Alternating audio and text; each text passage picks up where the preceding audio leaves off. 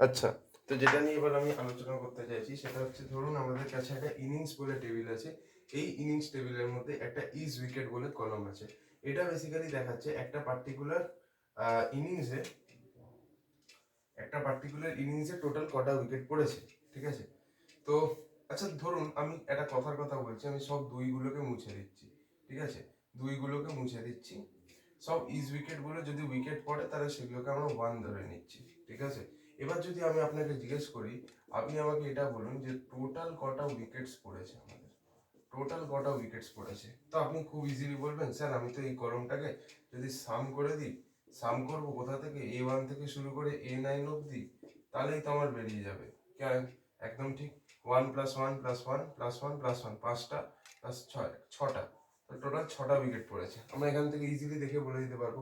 But but but আমি এবার একটু চেঞ্জ করছি। এই ওয়ানগুলোকে যদি সরিয়ে দিই,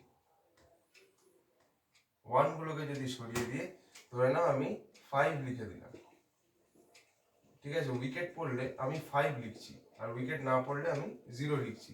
এবার আমি যদি সেম কোয়েশ্চেন জিজ্ঞেস করি যে টোটাল কটা উইকেটস পড়েছে, একটু কেউ বল, তো তোরা কি করবি?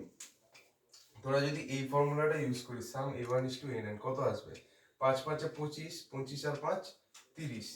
ভাই ম্যাক্সিমাম একটা ইনিংসে 10টা উইকেট পড়তে পারে, তুই 30টা উইকেট কি করে ফেললি? তাহলে কি আমরা সাম ফর্মুলা ইউজ করে এটা বার করা উচিত? না। সাম ফর্মুলা ইউজ করে তুই যদি বার করতে চাস, তাহলে কিন্তু যদি নন জিরো ভ্যালু হয়, তাহলে কিন্তু তুই কারেক্ট অ্যান্সার পাবি না।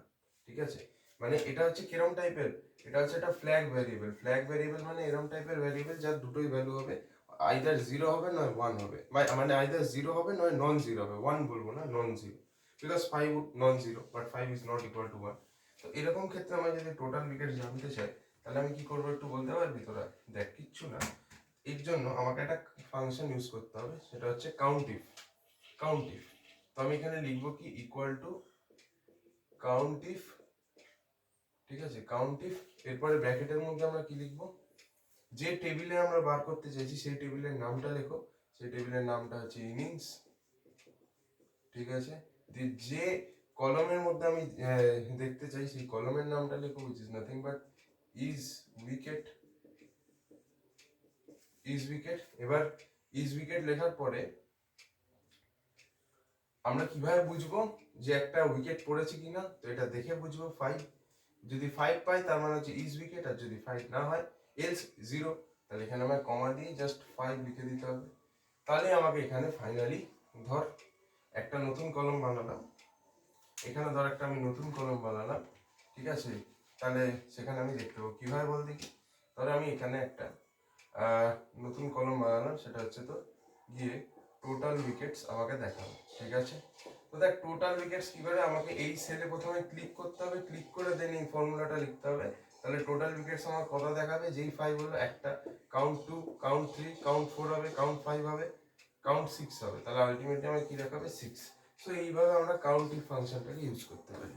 ঠিক আছে, ব্যাপারটা বোঝানো গেল। তাহলে সবার আগে কি লিখবি, টেবিলের নামটা, দেন যে কলমের মধ্যে তুই ফাংশনটা অ্যাপ্লাই করতে চাইছিস সেই কলমের নামটা লিখবি, দেন কিভাবে কাউন্টটা করবে সেই ভ্যালুটাকে লিখে দিবি, তোর কাজ শেষ।